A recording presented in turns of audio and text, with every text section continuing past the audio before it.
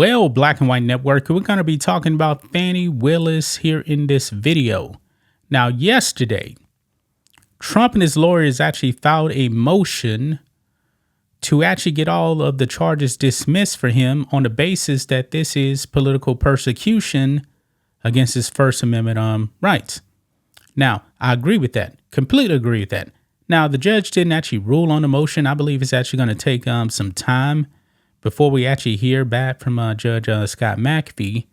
But Judge Scott McAfee has already done a whole lot of damage to Fani Willis. But Fani Willis, man, will not go away.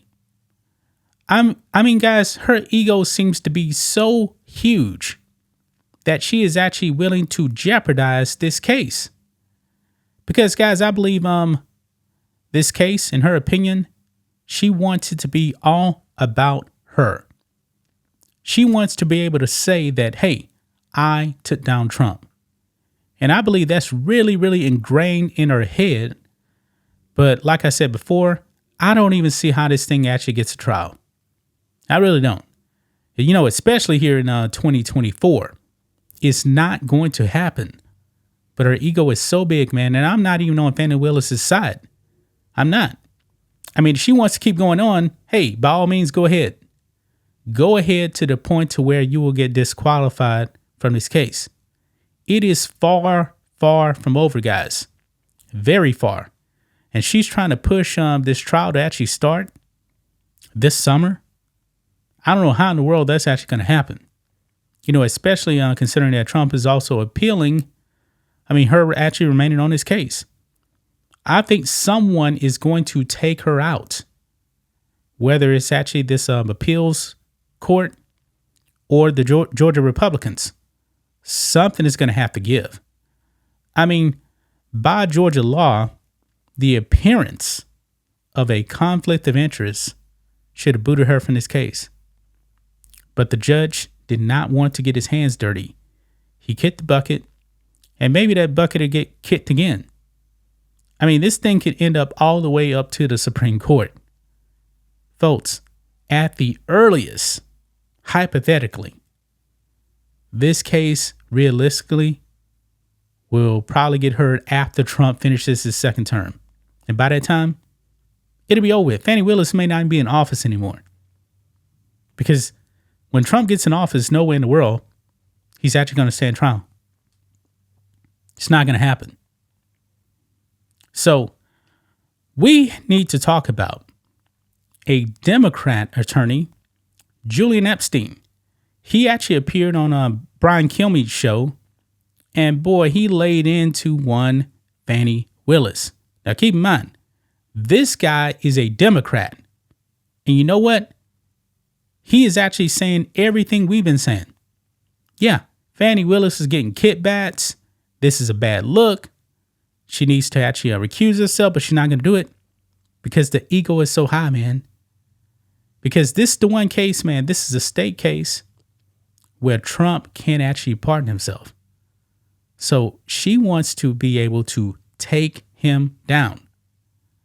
I don't know what it is, man. I mean, the egos of some of these people is so high. Fani Willis needs to be removed from office, just like Letitia James up there in New York. I mean, the communists up there in New York, man, she's not stopping with Trump. She's actually going after meat companies now because they're not woke enough, you know, on, I guess, being like zero carbon or something like that. Yeah, that woman is really, really deranged. So that being said, guys, make sure you guys like this video, subscribe to the channel, become a channel member. Remember, live stream every single Friday. Just starts at $5 per month. We appreciate the support. So let's get into it, guys. Right here. Dem lawyer rips Fani Willis for defiantly staying on Trump case after Wade affair. Now, Nathan Wade is gone. He's in the abyss now, but Fani Willis is still hanging around. So let's go ahead and listen into this clip right here because they were also talking about the border crisis, mainly in Texas. But at the end of this, Brian Kilmeade asked him about Fani Willis and that case. So let's go ahead and play it. through these cities, so it's now a nationwide problem. And they can't ignore it, but they want to blame it. I do want to get your take on the move right now to push Fani Willis off this case. The judge is listening to that argument. Who do you think will prevail here, judging by the judge's decision last time to say Nathan Wade had to go? Well, I think if Fani Willis had any real interest in this case, she would resign or recuse herself from it. This is an utter embarrassment.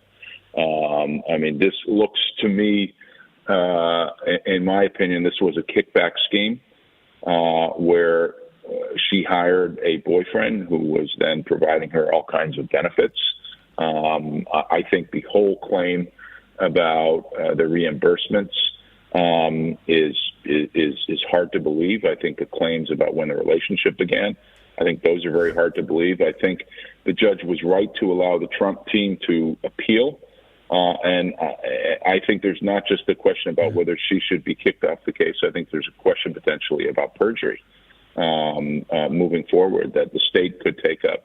The legislature is going to look into.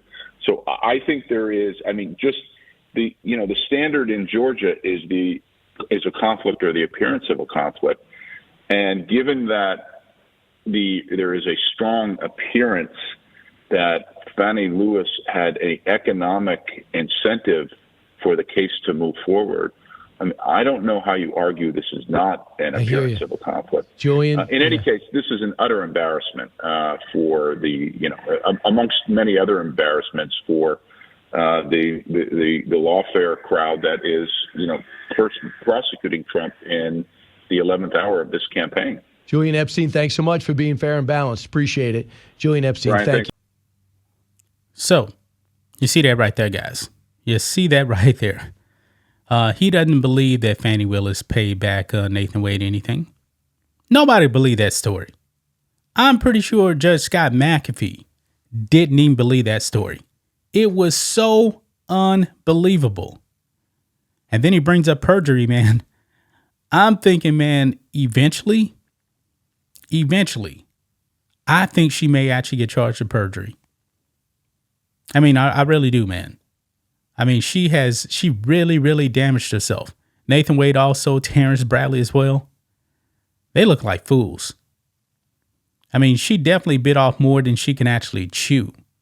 And Ashley Merchant has already said, man, that she was surprised that Fani Willis actually hired Nathan Wade because the man didn't have the qualifications. That was on full display because 6 of the charges on Trump got dropped, including the infamous Georgia phone call talking about finding the 11,487 votes, whatever it was.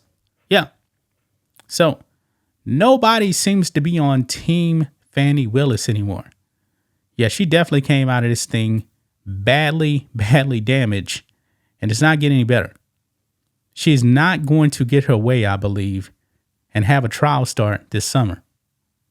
It's just not going to happen, man, because if this appeal for Trump actually goes through and is accepted, how long would that actually take?